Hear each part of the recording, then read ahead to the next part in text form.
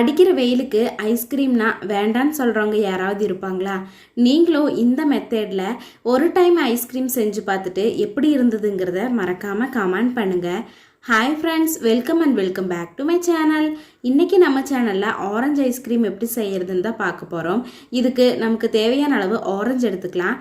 மெயினாக இந்த ஆரஞ்சில் சீடை ரிமூவ் பண்ணிட்டு எடுத்துக்கோங்க, இல்லாட்டினா கசப்பு தட்டிரும். இது கூடவே கொஞ்சம் திக்னஸ் ஆகிறதுக்கு வேண்டி ரெண்டு கேஷ்யூஸ் சேர்த்திருக்கிறேன். கொஞ்சமாக பால் சேர்த்திட்டு தேவையான அளவு சுகர் சேர்த்திக்கலாம். பால் நிறைய சேர்த்தனோம்னா ஸ்மெல் அடிக்க ஆரம்பிச்சிரும், பாலோட ஸ்மெல்லு. அதனால் ரொம்ப கம்மியாக பால் சேர்த்திட்டு அதுக்கப்புறம் தேவையான அளவு சுகர் சேர்த்தி 2 கேஷ்யூஸு சேர்த்திட்டு நல்லா மிக்சியில் கிரைண்ட் பண்ணிக்கலாம். இந்த டைமில் தண்ணி ஊற்ற வேண்டாம். தண்ணி சேர்த்திட்டோம்னா லீக் ஆக ஆரம்பிச்சிடும். அதனால் தண்ணி சேர்த்தாமல் நல்லா கெட்டியாக அரைச்சிட்டு அதுக்கப்புறம் தண்ணி சேர்த்திட்டு ஃபில்ட்ரு பண்ணிக்கலாம். தண்ணி சேர்த்திட்டு ஃபில்ட்ரு பண்ணோம்னா தான் அது ஃபில்ட்ரு பண்ணுறதுக்குமே கொஞ்சம் ஈஸியாக இருக்கும். அப்படி இல்லைன்னா ரொம்பவே திக்காக இருக்கிற மாதிரி இருக்கும். இப்போ நம்ம ஃபில்ட்ரு பண்ணி வச்சுருக்கிற ஐஸ்கிரீம் மிக்சரை நல்லா அகலமான ஒரு கடாயில் சேர்த்திக்கலாம்.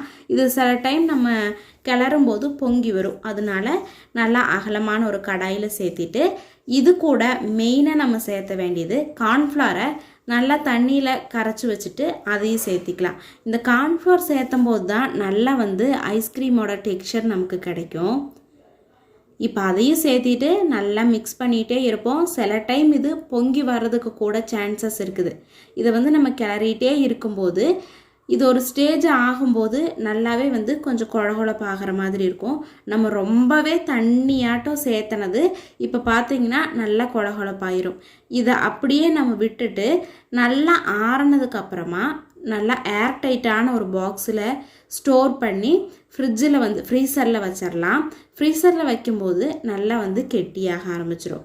ஒரு 2-3 ஹவர்ஸ்க்கு அப்புறமா எடுத்து இனியொரு டைம் மிக்சியில் நல்லா கிரைண்ட் பண்ணிவிட்டு சேம் அதே பாக்ஸில் இனியொரு டைமும் நம்ம சேர்த்து ஃப்ரீசரில் வச்சிடலாம்.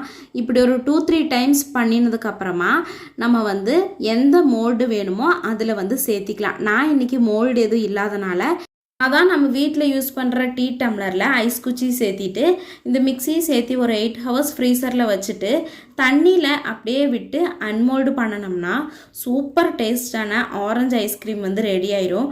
நீங்களும் இந்த வெயிலுக்கு உங்களோட குழந்தைங்களுக்கு வெளியில் வாங்கி தராமல் இது மாதிரி செஞ்சு கொடுத்து பாருங்கள். கண்டிப்பாக எல்லாருக்குமே ரொம்ப பிடிக்கும்.